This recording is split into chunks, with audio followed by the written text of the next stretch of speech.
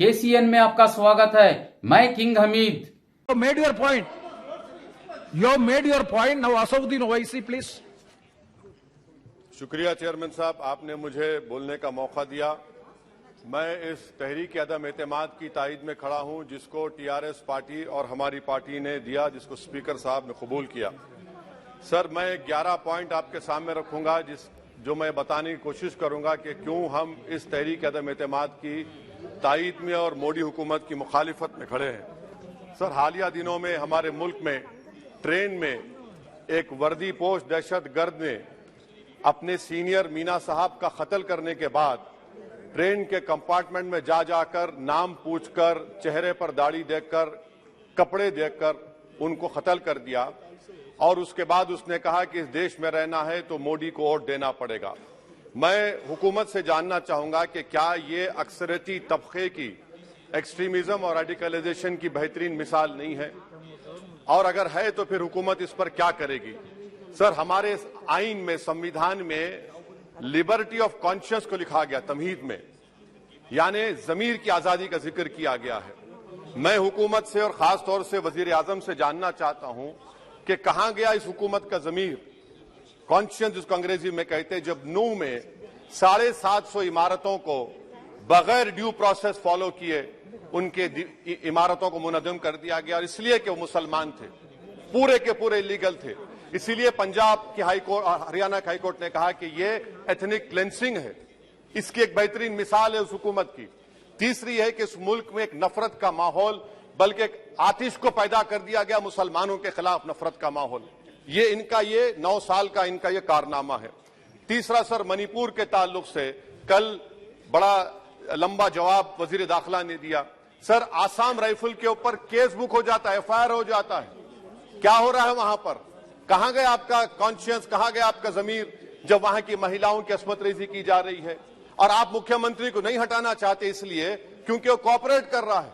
Sir, मैं हरियाणा और मणिपुर के वजीर आला के लिए, किसी शायर ने अच्छा कहा था कि कुर्सी है तुम्हारा ये जनाजा तो नहीं, कुछ कर नहीं सकते तो उतर क्यों नहीं जाते। आखिर कहां गया? उन ताबूतों में खो गया कि आपका कॉन्शियस, आपका जमीर, जहां पर 50,000 लोग बेघर हो गए, यानी 6 लाख हथियारों को लूटा जा रहा है। आखिर कौन सा आप इंचार्ज वहां पर हैं? सर, 4था पॉइंट, हिजाब को एक मसला बना दिया गया और मुस्लिम बच्चों को तालीम से महरूम कर दिया गया। क्या ये आपका लिबर्टी ऑफ कॉन्शियस है? कहां गया आपका जमीर? सर, अभी आपने फाइनेंस मिनिस्टर साहबा ने कहा, यहां पर डीएमके के मोहतरमा कनीमोजी ने महाभारत के द्रौपदी का जिक्र किया।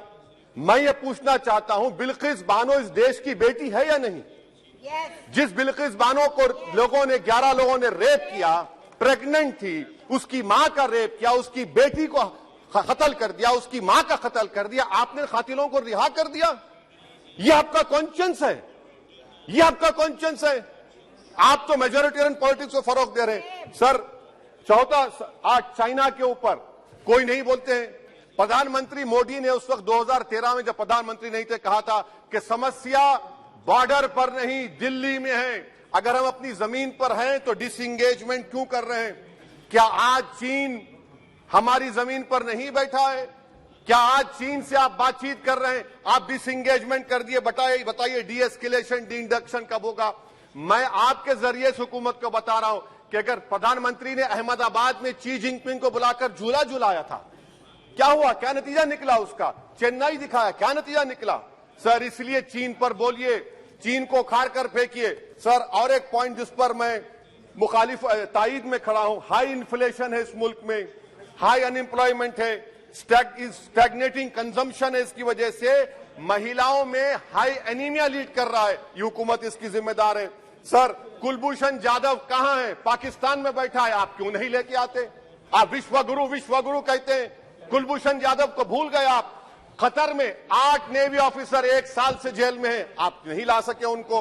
सर, और एक चीज, 1991 का प्लेसेस ऑफ वर्शिप एक्ट इस ऐवान में पास किया गया था कि तारीख के जख्मों को नहीं खुरेदा जाएगा।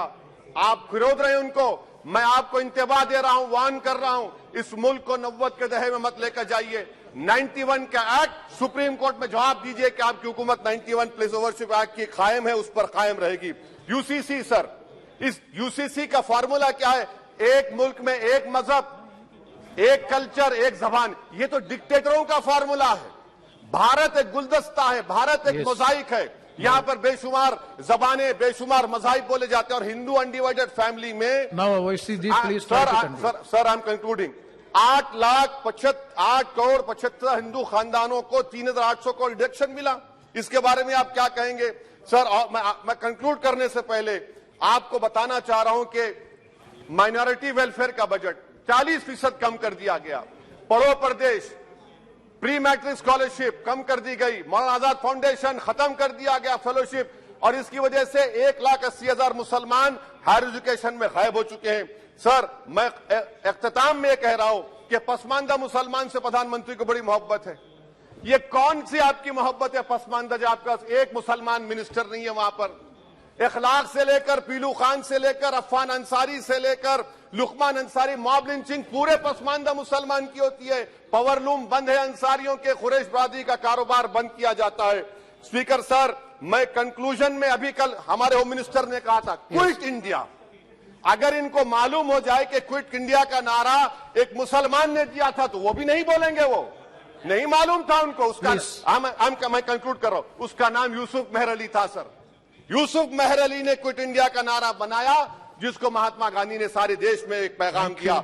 मैं कंक्लूड कर रहा हूं सर, इस देश में अगर आज क्विट इंडिया करना है तो कहना पड़ेगा चाइना क्विट इंडिया। जो गौ रक्षक है, जिसका नाम मोनू है, वो आपके लिए मोनू डार्लिंग बन गया है, उसको कहिए क्विट इंडिया। सर, जो लोग तुष्टीकरण की राजनीति आप कर रहे हैं, आप हिंदू अक्सरियती लोगों में हथियार बांट रहे हैं, ये आप देश के लिए खतरा पैदा कर रहे हैं। Now, तो please, sir, I am concluding. इसीलिए हम आपसे अपील कर रहे हैं कि हुकूमत से कह रहे हैं कि आप जो सियासत कर रहे हैं, इससे नुकसान देश को होगा। प्रधानमंत्री जब खड़े होकर जवाब देंगे, हम उनसे पूछना चाह रहे हैं, पॉइंटेड क्वेश्चन है, क्या देश बड़ा है या हिंदुत्व गोलवालकर की आइडियोलॉजी बड़ी है? मैं इस तहरीक अदम एतमाद की तायद में खड़ा हूं और हुकूमत की मुखालिफत में। सर, एक आधा मिनट सर, दो लोग, दो महाज है इस मुल्क में, एक चौकीदार है, एक दुकानदार है। एक चौकीदार, एक दुकानदार है। जब जुल्म हम पे होता कोई मुंह नहीं खोलते। यूएपीए का कानून अमित शाह ने लाया, इन दुकानदारों ने तायद की। आज उस यूएपीए का कानून में 83 साल का बुढ़ा सिपर नहीं होने के से मर गया। आखिर कब तक दुकानदार और चौकीदार हमारी लाशों पर सियासत? सर, हम कंक्लूडिंग, कब तक सियासत करेंगे? अगर आप जुल्म के खिलाफ आवाज नहीं उठाएंगे तो आपकी दुकानदारी नहीं चलेगी, चौकीदार को धन्यवाद श्री तीसरा प्रिंस महाज राज करेगा। शुक्रिया सर।